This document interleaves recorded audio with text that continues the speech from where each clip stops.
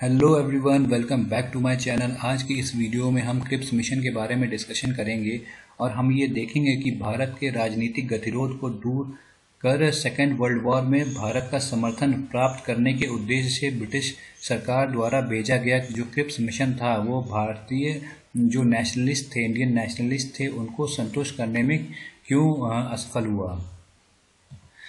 बात करते हैं कि ये जो क्रिप्स मिशन है ये आया ही क्यों था। देखिए, in early 1942 the war situation compelled the British to open talks with the Indian leaders. 1942 के शुरुआत में जो वॉर सिचुएशन थी उसने मजबूर कर दिया था ब्रिटिशर्स को ताकि वो बात करें इंडियन लीडर्स से।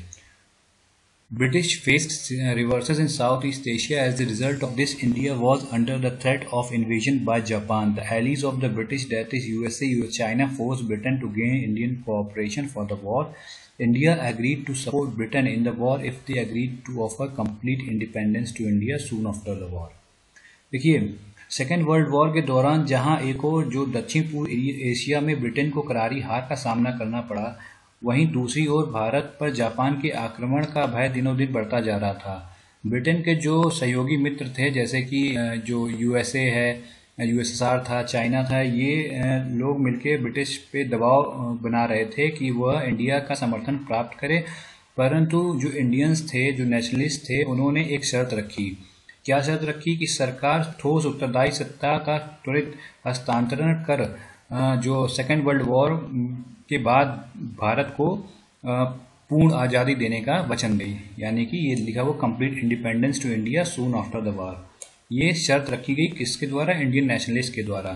तो इस समय पे सर स्टेफन क्रिप्स जो कि ब्रिटिश सरकार में एक मिनिस्टर थे, वो इंडिया आते हैं बातचीत करने के लिए इंडियन लीडर्स से, और इसी मिशन को कहा गया क्रिप्स मिशन।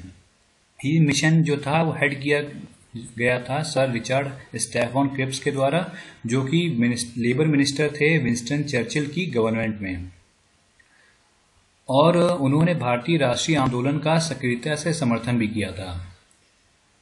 इसके बाद बात करते हैं कि उनका प्रपोजल क्या था। क्रिप्स मिशन की योजना के अगर प्रमुख प्रस्तावों की बात करें तो उसमें था कि an Indian union with a dominion status would be set up in it would be free to decide its relations with the Commonwealth and free to participate in the United Nations and other international bodies। यानी कि dominion राज के दर्जे के साथ भारतीय संघ की स्थापना की जाएगी। यह संघ राष्ट्रमंडल के साथ अपने संबंधों को निर्धारण में स्वतंत्र होगा तथा संयुक्त राष्ट्र संघ एवं अंतर्राष्ट्रीय निकायों और संस्थाओं में अपनी भूमिका को खुद ही निर्धारित करेगा। आगे बात करते हैं, after the end of the war a constituent assembly would be convened to frame a new constitution. Members of this assembly would be partly elected by the provincial assemblies through proportional representation and partly nominated by the princes।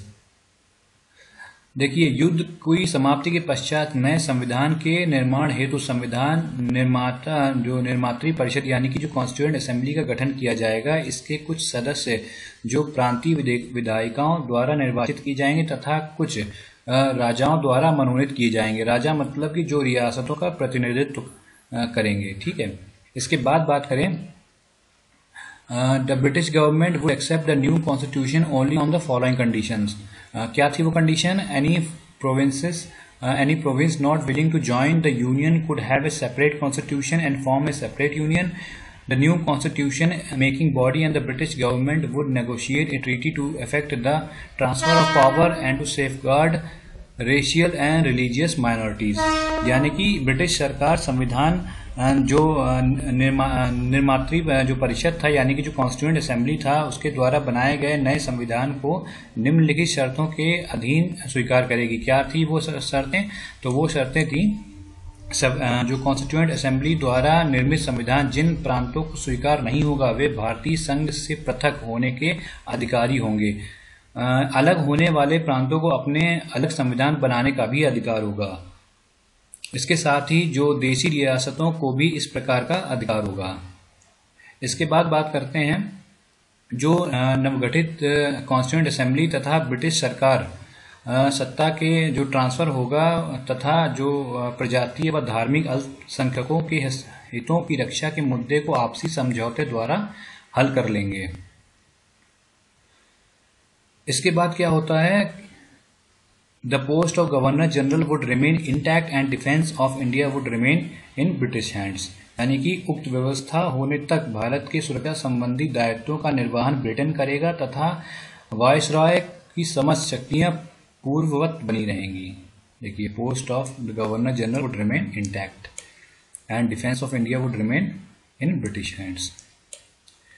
सो इसके बाद क्या होता है, आइए हम देखते हैं कि आखिर क्यों ये मिशन फेल हो जाता है।